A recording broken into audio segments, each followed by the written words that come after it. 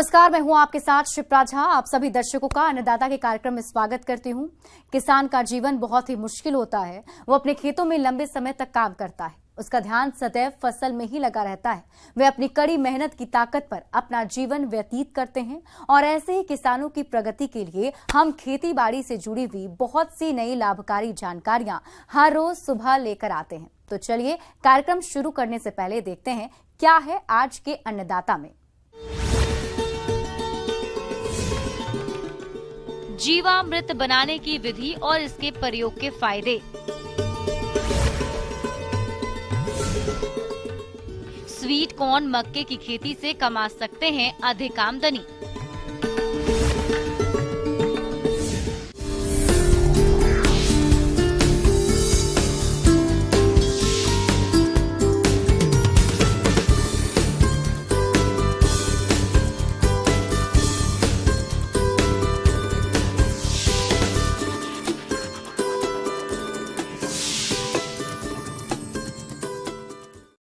आजकल खेती बाड़ी में रासायनिक दवाओं और उर्वरकों का प्रयोग काफी हो रहा है, जिसका दुष्प्रभाव न केवल मिट्टी और वातावरण पर हो रहा है बल्कि मानव स्वास्थ्य पर भी इसका असर देखा जाता है। इसलिए अब कृषि वैज्ञानिक जैविक खेती को बढ़ावा देने की बात कह रहे हैं। इसी के तहत आज हम आपको जीवामृत बनाने की विधि और इसके लाभ के बारे में बताएंगे। तो इसके लिए देखिए हमारी एक खास रिपोर्ट।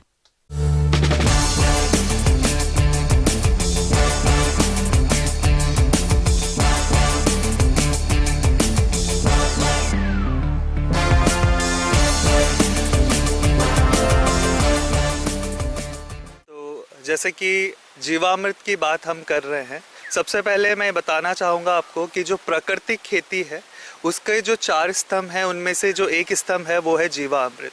और जो जीवामृत है उसका महत्व ये है कि ये पोषक तत्व प्रबंधन के लिए इस्तेमाल किया जाता है प्राकृतिक खेती में।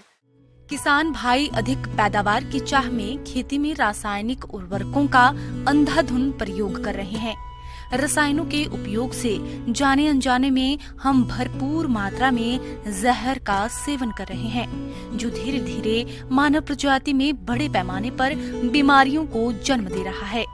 रासायनिक उर्वरकों के लगातार उपयोग से किसान भाइयों का खर्च तो बढ़ता ही है, साथ ही वे अपनी जमीन को धीरे धीरे बंजर करते जा रहे हैं। इन सब समस्याओं का हल बेहद ही आसान है और वे है जीवामृत।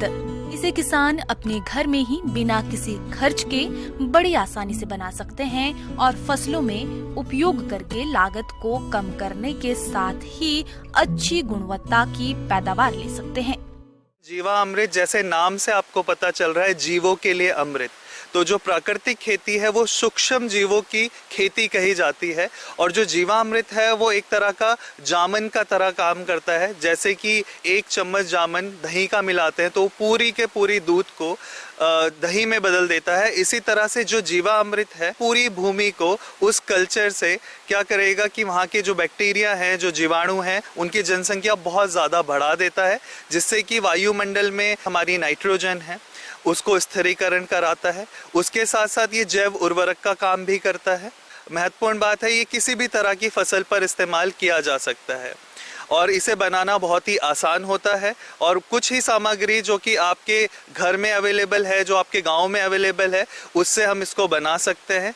तो 1 एकड़ के लिए जब जीवामृत हम बनाते हैं तो उसमें हमें चाहिए 200 लीटर पानी।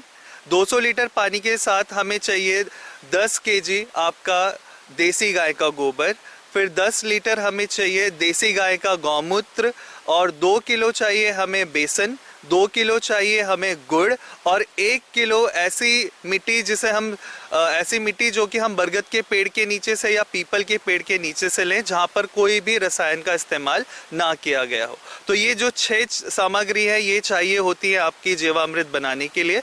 बनाना कैसे है, आपको एक प्लास्टिक का कंटेनर लेना है जिसमें 200 लीटर पानी आपका आ जाए। तो आपको उसमें 200 लीटर पानी भर लेना है और पानी भरने के साथ आप में उसको क्या करना है, 10 जो किलो आपका देसी गाय का गोबर है उसमें घोल लेना है। और ये यहाँ पर बात याद रखने वाली है कि जो गोबर है वो जितना ताज़ा होगा वो उतना अच्छा होगा जीवामृत बनाने के लिए। फिर उसके बाद आप जो 10 लीटर आपका गौमूत्र है उसको उसमें मिला दीजिए। फिर अलग से थोड़े से पानी में आप क्या कीजिए कि बेसन, जो 2 किलो बेसन है, उसका घोल बनाकर जब वो पूरी अच्छी तरह से मिश्रित हो जाए, उसको फिर उसमें ट्रांसफ़र कर देते हैं। और उसके बाद जो हमारा गुड़ है 2 किलो, वो भी हम उसमें मिला देते हैं। और जो 1 किलो आपकी जो सजीव मृदा है, उसको भी हम उसमें मिला देते हैं। अब मिलाने के बाद इसे अच्छी तरह आपको घुमा लेना है, और घुमाते हुए आपको ये चलाते हुए याद रखना है कि जो इसकी दिशा होनी चाहिए, वो दिशा होनी चाहिए घड़ी की जो सुई होती है उसकी दिशा में इसको आपको घुमाना है। और आपको 72 घंटे के लिए, मतलब आपको 3 दिन के लिए इसको ऐसे ही सड़ने के लिए छोड़ देना चाहिए। और इसके जो आपका जो ड्रम आपने लिया है उसको हमें ढक देना चाहिए। और ढकने के लिए या तो कपड़ा या फिर आपका जो टाट का बोरा हो, जिसमें से कि आपकी हवा आर पार जा सके। कभी भी हमें इसे इस तरह के ढक्कन से बंद नहीं करना चाहिए जिससे कि इसकी जो अंदर विषैली गैसें हैं वो बाहर ना निकल पाए। तो इसका हमें ध्यान रखना चाहिए। अब कुछ बातें जो है आपको ध्यान रखनी है इसमें, कि प्लास्टिक का कंटेनर हो।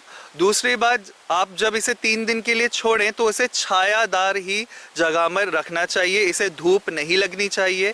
और एक और चीज़ इसमें आपको याद रखनी है कि जब आप बेसन मिलाएं तो एक साथ ना मिलाएं, वरना गुठलियाँ पड़ जाती हैं। बेसन को आप अलग से मिला लें और उसे मिलाने के बाद इसमें इसको मिश्रित कर लेना चाहिए। अब इसकी बात करते हैं कि इसको उपयोग कैसे करना है। तो जीवामृत का उपयोग हम क्या कर सकते हैं, जब आप बुआई कर रहे हैं किसी फसल की या आप अपनी भूमि तैयार कर चुके हैं, तो 200 लीटर जो जीवामृत बना है उसका हम 1 एकड़ में छिड़काव कर सकते हैं। छिड़काव करने के लिए या तो आप क्या कर सकते हैं, इसे जो आपका सिंचाई का पानी है जहाँ से जा रहा है उसके साथ मिलाकर भी इसको छोड़ा जा सकता है, या फिर आप क्या कर सकते हैं, किसी फुहारे की हेल्प से या आपका हजारा की हेल्प से इसको छिड़काव कर सकते हैं। या फिर बाल्टी में लेकर आप इसको क्या कर सकते हैं, अपने छोटे छोटे जो मग्गे हैं उसके हेल्प से भी इसको बिखेर सकते हैं। और उसके बाद 21-21 दिन के अंतराल पर इसका स्प्रे किया जाता है। तो 13 लीटर पानी और 2 लीटर जीवामृत, जो कि आपका कपड़े से छना हुआ होना चाहिए, उसे डालकर आप क्या करें, अच्छे से मिला लीजिए। और नैपसैक स्प्रेयर के मतलब उपयोग कर आप अपनी पौधे के ऊपर इसका छिड़काव कर सकते हैं। जीवामृत के उपयोग से मिट्टी में नमी आते ही जीवाणु सक्रिय हो जाते हैं और मिट्टी की उपजाऊ क्षमता कई गुना बढ़ा देते हैं। घन जीवामृत से बीजों का अंकुरण भी अधिक मात्रा में होता है। घन जीवामृत के उपयोग से पौधों में रोग प्रतिरोधक क्षमता बढ़ती है। घन जीवामृत के उपयोग से आप रासायनिक खेती की अपेक्षा कम लागत में अधिक उत्पादन ले सकते हैं। इसके उपयोग से फसलों की चमक और स्वाद दोनों बढ़ता है। इसमें ऐसा कोई तत्व नहीं होता जो किसी भी फसल को नुकसान पहुंचाए।